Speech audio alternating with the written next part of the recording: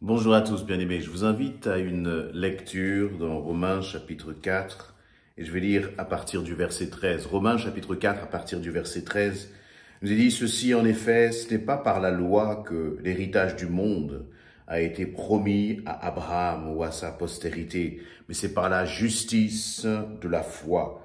Car si les héritiers le sont par la foi est vaine et la promesse est anéantie. Parce que la loi produit la colère, et que là où il n'y a point de loi, il n'y a point non plus de transgression. C'est pourquoi les héritiers le sont par la foi, pour que ce soit par grâce, afin que la promesse soit assurée à toute la postérité, non seulement à celle qui est sous la loi, mais aussi à celle qui a la foi d'Abraham, notre Père à tous. Selon qu'il est écrit, « Je t'ai établi père d'un grand nombre de nations ». Il est notre Père devant celui auquel il a cru, Dieu qui donne la vie aux morts et qui appelle les choses qui ne sont point comme si elles étaient. Espérant contre toute espérance, il crut, en sorte qu'il devint Père d'un grand nombre de nations, selon qu'il avait été dit, telle sera ta postérité. Et sans faiblir dans la foi, il ne considéra point son corps comme étant déjà usé, puisqu'il avait près de 100 ans, et que Sarah n'était plus en âge et en état d'avoir des enfants. Il ne douta point par incrédulité au sujet de la promesse de Dieu, mais il fut fortifié par la foi, donnant gloire à Dieu, et ayant la pleine conviction que ce qu'il promet, il peut aussi l'accomplir. C'est pourquoi cela lui fut imputé à justice. Mais ce n'est pas à cause de lui seul qu'il est écrit que cela lui fut imputé. C'est encore à cause de nous, à qui cela sera imputé, à nous qui croyons en celui qui a ressuscité des morts, Jésus notre Seigneur, lequel a été livré pour nos offenses et est ressuscité pour notre justification. Amen. Voilà donc un passage merveilleux qui, je crois, vient comme être un défi pour notre foi. En quoi est-ce que tu crois? Est-ce que tu crois aussi, toi, comme il nous est dit, comme Abraham a cru? Quelle était eh bien la situation d'Abraham? Abraham, eh bien, avait tout quitté pour suivre Dieu. Avec lui et sa famille étaient partis, il avait quitté sa patrie, il avait quitté tous ses amis, son entourage, son environnement, et puis il était parti juste avec sa famille pour suivre Dieu dans un pays que Dieu lui indiquerait. Et Dieu avait fait cette promesse à Abraham qu'à partir de lui, il aurait une grande postérité. Or, le temps passe, 20 ans, plus de 20 ans, plus de 25 ans, la promesse de l'Éternel ne se réalise toujours pas. Et là, il nous est dit que, verset 19, sans faiblir dans la foi, il n'a pas considéré que son corps était déjà usé. Abraham n'a pas regardé à son corps. Et pourtant, il nous est précisé qu'il avait là près de 100 ans. Et sa femme, bien sûr, Sarah aussi était déjà un âge extrêmement avancé. Et donc, il n'a pas regardé aux circonstances. Il a simplement regardé à la promesse de l'Éternel. Et je crois que toi et moi, nous devons vraiment apprendre cela dans toutes les circonstances. Ne pas nous laisser envahir par des pensées qui voudraient justement nous dire « mais tu vois bien que c'est trop tard, tu vois bien que ce n'est plus possible, tu vois bien que trop de temps est passé, tu vois bien que les choses ne peuvent pas changer. » Voyez, et toutes ces paroles-là nous font oublier parfois les promesses de l'Éternel. Et ce qui est très intéressant dans ce passage, c'est que, et dans tout ce début du chapitre 4 de l'épître aux Romains, eh bien, il nous est parlé là il nous est fait cette opposition entre la loi et la grâce. Il nous est fait cette opposition entre la circoncision et l'incirconcision. Et puis, il nous est rappelé à maintes et maintes reprises qu'Abraham a été justifié, non pas à cause de ses actes, et non pas, mais simplement parce qu'il a cru. Et toi aussi, Dieu va ouvrir une porte, mais à une condition. Et cette condition, ce n'est pas que tu ne fasses que des bonnes actions. La condition pour que Dieu ouvre la porte, la condition pour que Dieu t'exauce, la condition pour que tu vois la promesse de Dieu s'accomplir, elle n'est pas que tu fasses des bonnes actions, elle n'est pas que tu suives des traditions, c'est pas du tout cela. Elle n'est pas dans le fait que tu dois réaliser un bon nombre de prières ou que tu vas jeûner, mais le fait que la promesse que Dieu t'a faite va s'accomplir dans ta vie repose sur une seule chose, c'est une foi. La foi en Dieu, la foi dans le fait que Dieu va accomplir et faire ce qu'il a dit. Dieu n'est pas un homme pour mentir. Dieu n'est pas un homme pour mentir, mais il va accomplir sa parole. Mais attention, lorsque nous parlons de foi, ce n'est pas simplement de dire « je crois ». C'est bien plus précis que cela. Dans ce verset 20, il nous est dit « je vais commencer au verset 18. « Espérant contre toute espérance ».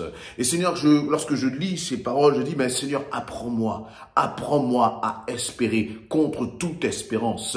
Quand tout est mort, je veux croire que toi, tu es capable de faire. Quand la situation me semble vraiment inextricable jusqu'à la dernière seconde, Dieu est capable encore de faire. Et c'est ça la foi. La foi, ce n'est pas simplement de croire, mais c'est être prêt à espérer contre toute espérance. Alors attention, la foi n'est pas basée sur nos propres désirs. La foi n'est pas, comment dire, juste une sorte de système un peu magique qui va faire qu'on va obtenir juste parce que l'on croit, juste parce qu'on a décidé qu'on aurait qu'on voit quelque chose et qu'on a décidé qu'on l'obtiendrait. Il ne suffit pas de dire je vais l'avoir, je vais l'avoir, je vais l'avoir pour que tu reçoives. Ça, ce n'est pas la foi. La foi, elle s'appuie sur la parole de Dieu. La foi s'appuie sur les promesses de l'Éternel. Et une fois que tu as compris la promesse de l'Éternel pour ta vie, pour ton projet, une fois que tu sais ce que Dieu t'a dit et que tu réalises pleinement ce que Dieu t'a dit, alors tu peux fonder ta foi sur ça. Tu peux fonder ta foi sur la promesse de l'Éternel. Tu peux fonder ta foi sur la parole de l'Éternel et commencer à avancer contre toute espérance. Et j'apporte cette précision parce que parfois, nous pouvons aller dans la mauvaise direction. Parfois, nous pouvons prendre la mauvaise décision et nous entêter, être convaincus que Dieu va faire, être convaincus que Dieu va agir. Mais la réalité, c'est que la foi ne va pas ne va pas faire Dieu changer d'avis. La foi ne va pas faire plier la volonté de Dieu. Mais la foi, elle va simplement, en fait, faire que la volonté de Dieu s'accomplisse. Va faire que la volonté de Dieu s'accomplisse.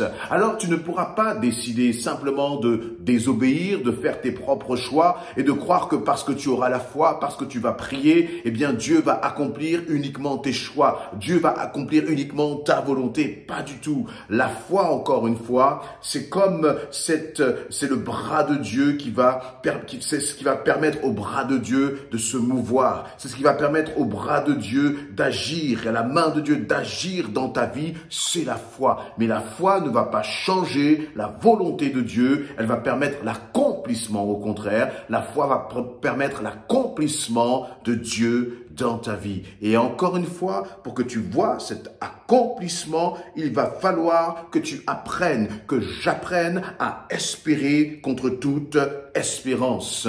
Voyez, et là, il y avait encore une fois ce signe. Il nous a dit, mais tout disait le contraire. Tout montrait que ce n'était plus possible. Mais si Dieu a dit, alors tout est possible. Tout est possible. Verset 20, il va insister, l'apôtre Paul va insister en disant, il ne douta point par incrédulité au sujet de la promesse de Dieu, mais il fut fortifié par la foi, donnant gloire à Dieu en ayant pleine conviction que ce qu'il promet, il peut aussi l'accomplir. Et là aussi, on voit quelque chose qui est encourageant. C'est-à-dire que Dieu ne te demande pas simplement d'avoir la foi en te disant, eh bien, tu auras la foi, tu vas te débrouiller pour pour tenir ferme, pour persévérer. Mais plus que cela, la foi, en fait, produit en nous, elle nous fortifie. Il nous est dit, il fut fortifié par la foi. Si tu crois, si tu t'attends au Seigneur, eh bien c'est en croyant que ça va justement te fortifier. Mais par contre, si tu commences à ne plus croire, peut-être que dans le projet là où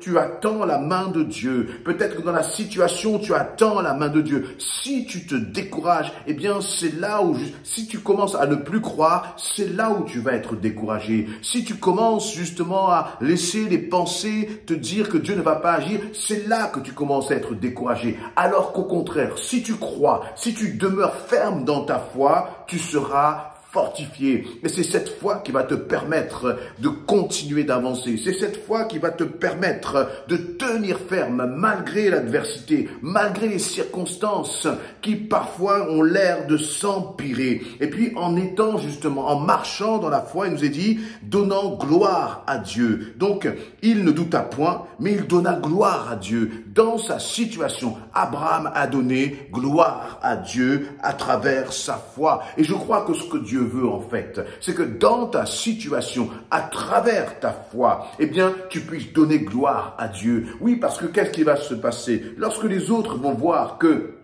tu as tenu ferme, que tu as placé ta confiance dans le Seigneur, eh bien, ta situation, eh bien, va même te dépasser. Ta situation, à travers ta foi, va devenir une occasion de glorifier Dieu, une occasion de témoigner de la gloire de Dieu, une occasion pour les autres de voir ce que Dieu est capable de faire, même lorsque la situation est totalement bloquée, même lorsque la porte est totalement fermée, à tel point que, eh bien, Abraham est devenu justement un modèle de foi, un héros de la foi, un héros de la foi. Et au verset 23, je termine avec cela, il nous est dit, ce n'est pas à cause de lui seul qu'il est écrit que cela lui fut imputé, c'est à cause de nous, à qui cela sera imputé, à nous qui croyons, à celui qui est ressuscité des morts, Jésus notre Seigneur, lequel a été livré pour nos offenses et est ressuscité pour notre justification. Et maintenant, il nous est parlé non plus d'Abraham, mais de nous. Il n'est parlé de toi. Est-ce que tu crois? Est-ce que tu crois que Jésus-Christ est ressuscité d'entre les morts? Est-ce que tu crois que justement tu vas obtenir, non pas parce que tu as bien agi, mais que tu vas obtenir parce que tu as foi en Jésus-Christ, le Seigneur, ressuscité d'entre les morts. Continue de placer ta foi en lui. Continue de croire contre toute espérance. Continue de t'attacher aux promesses de l'Éternel et tu verras que Dieu va t'imputer cela à justice. C'est-à-dire que Dieu va considérer qu'il est juste que tu reçoives. Pourquoi? Tout simplement parce que tu as cru en lui. Amen.